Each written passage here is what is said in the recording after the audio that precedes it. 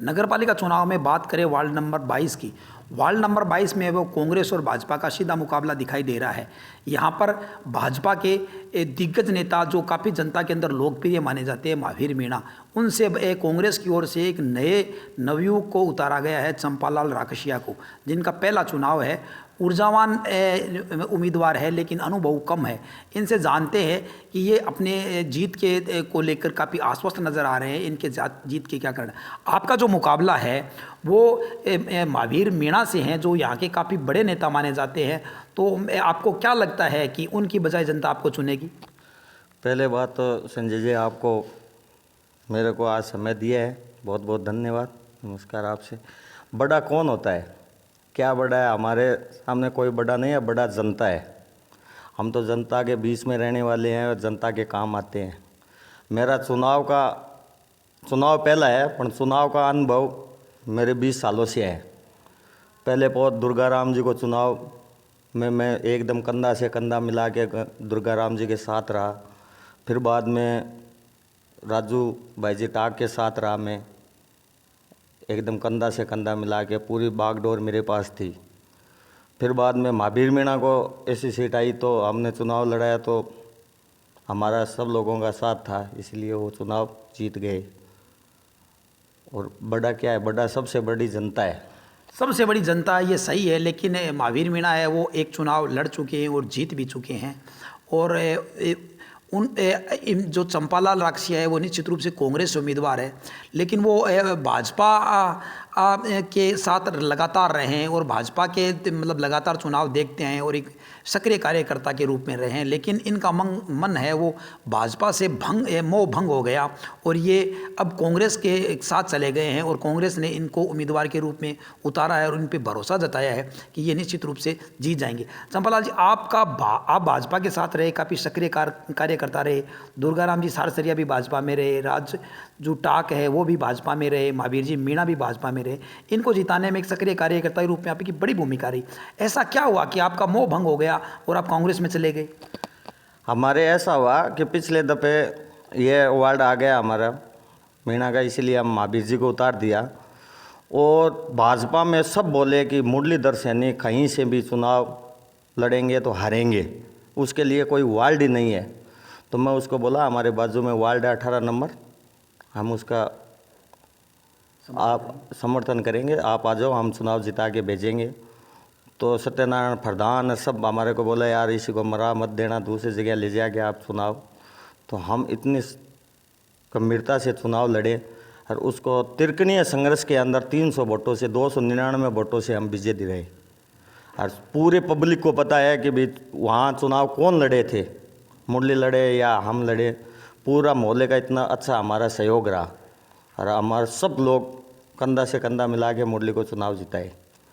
उसके बाद में क्या है, ये आपस में झगड़ा करना, पहले चेयरमैन के लिए झगड़ा कर लिया कि हाईकमान चेयरमैन सुषमा को बना दिया, चलो कोई नहीं। दूसरे दिन वाइस चेयरमैन के अंदर उसको मुक्का थापा पूरा हुआ। हमारे को भी बुलाया उधर की भी आप आओ चुरू, इनको समझाओ। वोटिंग हुआ, वोटिंग में भी ऐसे ही हुआ। तो हम बोले भाई चलो, आप जब अध्यक्ष का चुनाव हाईकमान तय कर दिया कि भाई इसको बनाना है, तो वाइस चेयरमैन भी हाईकमान आज किधर गए थोड़ी है, इधर ही है। हाईकमान बोल दे भाई किसी को बनाना है, वो सबके मान्य है। पर ये अशोक पिंचे की चाल थी कि माड़ियों का 2 फांट कराएं, इसीलिए हमारे को नफरत हो गई कि इसी पार्टी में उसी दिन ही हम कह दिया हम अशोक पिंचे के साथ नहीं रहेंगे। आपको बीजेपी से नफरत होने का कारण बीजेपी जो है वो आपस में लड़ती रही, ये कारण रहा, या मुरलीधर सैनी है जो आपके काफ़ी अच्छे मित्र और साथी रहे हैं उनको चेयरमैन बनाना ये रहा? इनमें से दोनों में से बड़ा कारण क्या है? मित्र नहीं है, मेरे परिवार में भाई है, वो कारण नहीं है। ये आपस में लड़ना, राकेश है चलो सुषमा का अच्छा, उसको कोर कमेटी के अध्यक्ष भी चुना था, पर कभी भी हमारे वार्डों में हम इतना कठिनाई से कुछ चुनाव निकाला था, पर ये कभी आके सुषमा हमारे एक ईंट भी नहीं रखी इधर। कोई नाली खाली किसी भी एक भी साबित करा दो कि ये आज 5 सालों में 22 नंबर में 23 नंबर में गई हूँ एक बार, तो एक बार साबुत करा दो, मैं आपको मान जाऊंगा। ये हमारे को सबसे बड़ी नफरत हो गई। भाजपा का आपस में लड़ना, मुरलीधर सैनी को चेयरमैन का चेहरा घोषित करने के बाद भी चेयरमैन नहीं बनाना और वाइस चेयरमैन बनाने के मामले में भी झगड़े करना और विकास नहीं करना, इस प्रकार की बातों को आधार बनाकर चंपालाल है वो भाजपा के सक्रिय कार्यकर्ता थे, उन्होंने भाजपा को छोड़ दिया और कांग्रेस का दामन थाम लिया। अब भाजपा में इतने लंबे समय तक सक्रिय रहे, भाजपा की आप पर बहुत बड़ी छाप है और आपको कोई देखते ही हर किसी को पता लगता है कि आप इतने यहाँ पे सक्रिय भी रहे हैं, सब लोगों कार्यक्रमों में इतने एक्टिव रहते थे कि लोग जानते हैं आप भाजपा कार्यकर्ता हूँ। आपने कांग्रेस का दामन थामा, तो कांग्रेस से इनका दामन थामने के बाद में आपने कांग्रेस के हाईकमान है पंडित भंवरलाल जी शर्मा, उनका दिल जीतने में कैसे कामयाब हो गए कि तुरंत उन्होंने आपको अपना भी लिया और वरीयता के साथ आपको टिकट देके उम्मीदवार भी बना लिया और अब कार्यक्रमों में देखा जाता है कि आप भी अग्रिम पंक्ति के कार्यकर्ताओं में बैठते हैं मंचों पर, तो ये दिल जीतने वाली क्या बात थी? दिल जीतने वाली ये बात थी, हम 2-3 वार्डों में सक्रिय कार्य करते हैं। हमारे जनताओं का मान लो हमारे समर्थकों से बात किया कि भाई बीजेपी तो इधर ख़त्म है, काम के मामले में कुछ नहीं कर सकती, आप चाहो तो मैं कांग्रेस में चला जाऊं, वार्डों का भला हो, कुछ काम होगा। तो वार्ड वासियों ने बोला सही है आपकी बात, अपने को विकास चाहिए, पानी की बहुत कमी है। 3 कुआं हमारे को पहले भंवरलाल जी ने दिया था वार्ड में, एक हमारे को दिया था, एक 21 नंबर में दिया था, इसीलिए नहीं तो वो कुएं भंवरलाल जी नहीं देते तो बहुत बड़ी पानी की समस्या होती।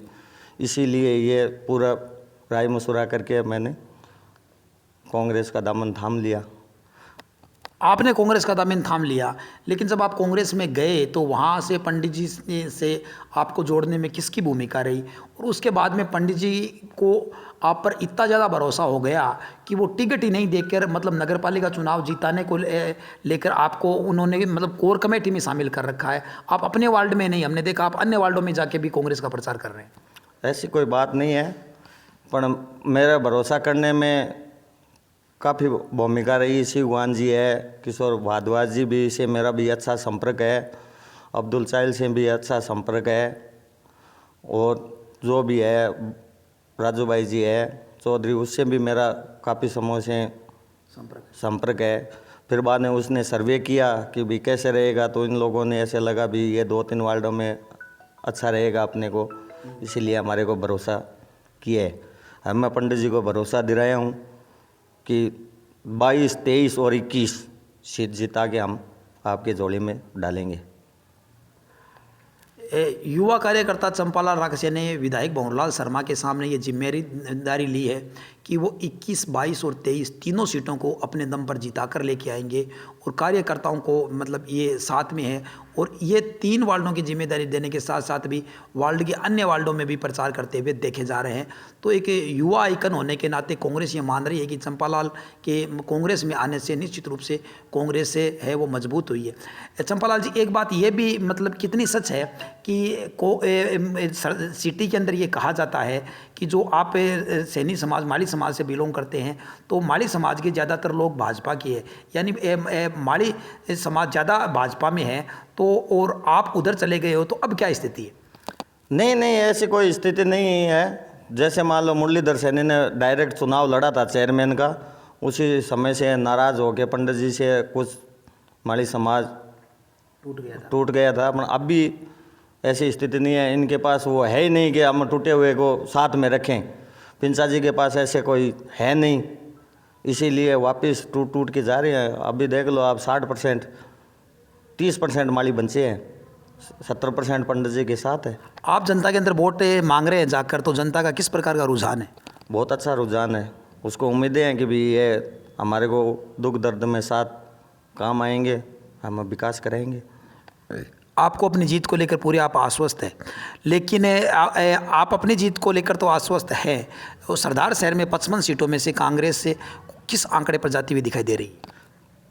करीबन जाएगी तो 35 से प्लस ही जाएगी, 35 से कम नहीं रहेगी।